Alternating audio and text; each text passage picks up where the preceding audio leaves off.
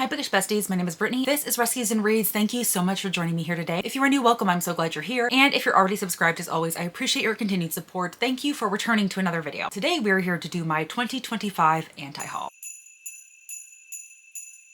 So as I was doing the research for my 2025 anticipated releases, I found some books that I was not so excited about. And so I thought it would be interesting to kind of do a brief anti-haul. I only have 10 books to talk to you about here. Now, if you're not familiar, the anti-haul, I believe, was originated in the YouTube beauty community, where essentially these content creators went on and talked about all of the beauty products that they would not be purchasing. And that is especially interesting when it comes to like the hyped things that are coming out. So on this list, I feel like I have a combination of books that are hyped or that a lot of people are probably really looking forward to, and just some other random releases that I have really no interest in purchasing. I anticipate that this is going to be a fairly quick video because, like I said, I only have 10 to talk to you about today, and I've been filming almost nonstop for the better part of 2 days, and so my voice could really use a break. So hopefully this video will not take too terribly long. So the very first release that I have on this list is the newest release from Deanna Raybourn called Kills Well with Others. I read Killers of a Certain Age. I can't remember if it was earlier this year or whether it was late last year, but I was incredibly unimpressed with that story overall. I had a lot of technical issues with it. Ultimately, it ended up being just a mediocre read. So mediocre that I can't even tell you when I actually read the book. And so I really have no interest in reading anything more from Deanna Raybourn. Now, I know that her Veronica Speedwell series gets a lot of praise. I watch quite a few booktubers who are really big fans of that series, and I really don't want to discount that, but I just have absolutely no interest in reading anything more from Deanna Raybourn. And I believe those Veronica Speedwell stories are like historical in nature, and that's just really not something that I'm interested in. So I don't think that I will be purchasing this one from Deanna Raybourn or basically any other of her releases going forward. Alex North has a new release coming out in 2025 called The Man Made of Smoke. I feel like this is going to be a pretty hyped release because his former releases, The Whisper Man and The Shadows, I believe were pretty well received. I did read The Whisper Man and I thought it was okay, but I got a couple of chapters into The Shadows and ultimately just decided to DNF it. But I know again that a lot of people really have enjoyed his releases. I don't think that Alex North is the author for me, so this is one that I will be passing on. Now, this next release is one that I know a lot of people are really looking forward to. It is the newest release from Sangu Mandana called A Witch's Guide to Magical Innkeeping. I know a lot of people really adored the Very Secret Society of Irregular Witches, and I read that and I actually did really enjoy it. I had a great time with it. It was a little bit more substantial than I was originally expecting. I really did like the romance between the main character and the grump in the story, so I enjoyed seeing that develop. I enjoyed the plot and the concept, and it was definitely a very feel-good, heartwarming kind of story that also gives you those witchy vibes. Ultimately, I really don't have any complaints about the story in general, just that it's not necessarily really my thing, and in the end, I found the Very Secret Society of Irregular Witches fine, but nothing mind-blowing to me. I think I gave it like a 3.5 stars. I enjoyed it in the moment, but it's nothing that really made a lasting impression for me, and I know that's probably an unpopular opinion because I know some people on here that absolutely adored that book, but it just didn't hit me that way like it hit a lot of other people. And so because of that, I don't really feel like I need to pick up A Witch's Guide to Magical Innkeeping. I'm sure that it would give me the same type of reading experience, but going into 2025, I'm really going for intentionality. For the past couple of years, I have spent a lot of time intentionally curating how and what I buy in terms of books. And going into 2025, I really want to be very intentional in terms of the books I pick up. I really want to go into it with the idea that I am not reading anything that I don't think that I'm absolutely going to love. I really do not want to go into a book that I think is just going to be a 3 stars. So that is my reasoning behind not picking up A Witch's Guide to Magical Innkeeping. And this next one is probably going to hurt a lot of people's feelings, or maybe not. I mean, if you've been around my channel for any length of time, this is probably not going to come as a surprise to you, but I have absolutely no plans on picking up R.F. Kuang's newest release called Catabasis. I read The Poppy War by R.F. Kuang and I was less than impressed. I did not enjoy that fantasy as much as the whole bookish internet seemed to enjoy that fantasy, and her other releases just really haven't interested me because I feel like she enjoys putting a heavy dose of social commentary in her books. And while I do understand an author's desire to use their platform to speak out against discrimination and injustices and things like that, I really do not enjoy being hit over the head with social commentary. So I really do not need a lot of editorializing in books by the author. Now, again, keep in mind, I haven't read anything other than The Poppy War, so I cannot say for certain what is or is not in her books. I am just going based on the commentary that I have heard, and additionally, the synopsis synopsis of these books really don't do anything for me. They are not exciting to me. They're nothing that I really want to rush to pick up. And so because of that, I feel like Catabasis is an easy pass for me. Another easy pass for me is the newest release by Olivia Blake called Gifted and Talented. I read The Atlas Six and I honestly got done with that book and I was like, what the hell did I just read? I wanted a dark academia, and what I got was this very overly pretentious, not in a good way. I feel like dark academia almost has to be pretentious. There's just a certain level of pretension, and Olivia Blake surpassed it by miles. And it was very, very different than what I was expecting. I didn't care about or like any of the characters. I was confused for most of the book. I had no idea what was going on, but I did already have a special edition of the second book. And so I thought, you know what? I have it. I'm going to give it a try. And I got about 100 pages in and then I DNF'd it because almost nothing had happened in those first 100 pages. I was just so bored. And once again, I didn't connect with anything. I didn't care about anything was happening. I was confused for the most part. And so I was like, you know what? No, I'm going to DNF it. Now, I did have special editions of 2 of her other books, but then I heard a lot of commentary about them and what they were about. And they were having some of the same problems that I had had with the Atlas Complex. And I was like, you know what? I'm going to cut my losses. And I just don't think that Olivia Blake is the author for me. So this is another one that is a very, very easy pass. Another one that I have on here is Beautiful Ugly by Alice Feeney. And it's so funny that this is on this list because that is actually a main selection for book of the month for the month of December. And it was going to be something that I was going to have to read for a project that I did in 2024 where I read every single book of the month thriller. So if Beautiful Ugly had actually been a December release, I would have had to at the very least read the story, not necessarily haul the story, but read the story to fit in with the project. However, Beautiful Ugly is actually a January release. And since I would need to listen to this on audio, I'm not going to have access to that audiobook until January. So I'm not incorporating that into the project. That's why this book ended up remaining on this list because I don't plan on hauling it and I don't even plan on reading it. So I really think that Alice Feeney is not the author for me. If you've been around for any length of time, you will know that Daisy Darker was one of my worst books of 2022. The reason that I picked it up was because I had somewhat of a decent time with Rock, Paper, Scissors. The main thing that I liked about Rock, Paper, Scissors was the twist. The twist actually got me and I thought it was really, really clever. And so when Daisy Darker came out, I was like, heck yes, let me give it a shot. And I absolutely hated it. I'm not going to go into all the details about why I hated that book here because y'all can watch the videos where I talk about my least favorite books of 2022 or whatever video I talked about it in. But yeah, I did not have a great time. But then something came up where I had to read Alice Feeney's newest release. I think it was called Good Bad Girl. And it was okay. It wasn't egregiously terrible or anything like that. I had a much better experience with it than I did with Daisy Darker. But the problem is it wasn't a memorable experience. It was a 3 stars. I've completely forgotten anything about it. And like I said, with regard to intention, I could potentially read Beautiful Ugly. I could go into it hoping that it's going to be a new favorite. But in reality, I would be going into it expecting another 3-star read. And that is not what I'm going to be about for 2025. So that is an anti-haul for me for sure. I do have one sequel on this list that I wanted to mention, and that is The Ragpicker King by Cassandra Clare, which is the follow-up to Swordcatcher. I was very disappointed by Swordcatcher. I was really excited to read it because I had kind of given up on Cassandra Clare, especially with regard to her Mortal Instrument series. But when I found out that she was coming out with an adult fantasy, I was like, heck yes, this is my opportunity to enjoy Cassandra Clare, right? This is my opportunity to potentially find a new favorite fantasy author. And unfortunately, The Swordcatcher was so incredibly boring. It was way too long for what it was. I don't feel like nearly enough happened. And by the end of it, I was just glad that it was over. I was really highly anticipating that. I was really thinking that I was going to love it. And unfortunately, it just let me down. Although I will say that the Ragpicker King was probably one of the most interesting characters in that book. And this sequel does have the potential to be better than the first one. So I am going to keep it here on this anti-haul list. This is probably the only one with wiggle room on the list. Another release that I don't think I'm going to be picking up is The Buffalo Hunter Hunter by Stephen Graham Jones. I have heard pretty amazing things about Stephen Graham Jones. I've heard that he writes some incredible horror novels. There is definitely that Indigenous representation. And so I love the idea of that. However, just based on like the synopses of his books and what I've heard about them, I am under the impression that there is at least some kind of animal death every single one of his stories. You are welcome to correct me if I'm wrong about that. I would love to be corrected because I would love to be okay with going into his books, but I have never been able to make myself pick up his books because I always feel like there's going to be at least some kind of gratuitous animal death in his books. And so that's why I haven't picked him up. So again, feel free to correct me if I'm wrong, but that's one of the reasons why Stephen Graham Jones and this new release is kind of on my anti-haul list. Another book that is on my anti-haul list is the newest release from Ashley Poston called Sounds Like Love. Now, Ashley Poston, for the most part, is, I feel, pretty beloved in the online bookish community for her romances with a speculative twist. Everybody absolutely adores the Dead Romantics, and I think just as many people loved The 7 Year Slip. Hardly anybody is liking a novel love story. I don't know what happened there. I've heard almost no good things about that book. But for the most part, Dead Romantics and The 7-Year Slip get a lot of praise. I read The 7-Year Slip and I wasn't impressed by it. I thought it was fine. I thought that the concept was very, very intriguing and interesting. So I appreciated the creativity behind it. But the relationship, I just wasn't emotionally connected to. And for the most part, I found it just pretty mediocre, and I've forgotten a lot about it since the time that I read it. And so because of that, it didn't really make me all that interested in picking up anything else by her. Hi besties. So I just wanted to come on here really quick and say that I filmed this shortly before I actually ended up reading The Dead Romantics. I had really no intention of reading that, but then I needed it for a reading challenge, and I ended up really, really enjoying that. I really did. I can see why everybody loves it so much. I definitely enjoyed it more than The 7-Year Slip. However, I do still think that this newest release is going to remain on my anti-haul list, just because I still really don't have any inclination to pick up anything else by her, especially considering the horrific reviews about A Novel Love Story. And so I think I'm just going to say no more Ashley Poston unless something else really, really intrigues me. And then the final book that I have on this list for the time being is the newest release from TJ Klune called Bones Beneath My Skin. TJ Klune is yet another author in the online bookish community that is very, very beloved. And unfortunately, I'm just not interested in his books. They are far too much into the whimsical side of things that just normally doesn't work for me. Although I will say that this definitely sounds different from his other releases, although it is going to have that more supernatural, speculative twist to it as well. This actually says it's a supernatural road trip thriller featuring an extraordinary young girl and her two unlikely protectors on the run from cultists and the government. That blurb actually sounds really fun and intriguing. There's just something about his books that don't interest me, and I don't think that I would truly enjoy them if I picked them up, but I'm very interested to see how people feel about this story, especially those who have really enjoyed his other releases in the past. All right, everybody, that is it. Those are some of the books on my anti-haul list for 2025. I would love to know some new releases that are coming out in 2025 that you have absolutely no plans on picking up or reading. Or if you've made it to the end of this video and you are not feeling chatty, go ahead and leave me the red circle with the slash through it emoji in honor of all the books that I am not buying in 2025. And as always, if you like this video or if you just like me, please be sure to give it a big thumbs up. Throughout the month of December, from the 1st through to the 25th, I am aiming to post one video a day leading up to Christmas. So if you don't want to miss any of this content or chaos, please be sure to hit that subscribe button down below. I would love to connect with you in any of those future videos or on any of my other social media platforms, which you can always find linked down below along with any books featured in the video. Until next time, y'all.